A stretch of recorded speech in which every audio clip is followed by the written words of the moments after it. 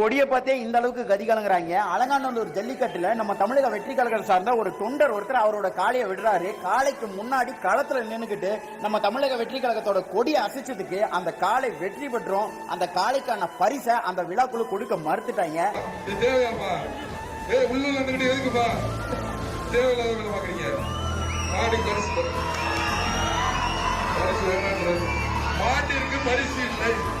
இல்ல நான் கேட்கிறேன், ஒரு பொதுவான நிகழ்ச்சியில ஒரு கட்சியோட கொடியை காட்டுறதே தப்புன்னா அதே பொதுவான நிகழ்ச்சியில திமுக தலைவருடைய புகைப்படத்தை டி ஷர்ட்ல போட்டுக்கலாமா, சைட்ல பேனர் வச்சுக்கலாமா, கொடியை காட்டலாமா? அதெல்லாம் தப்பு கிடையாதா?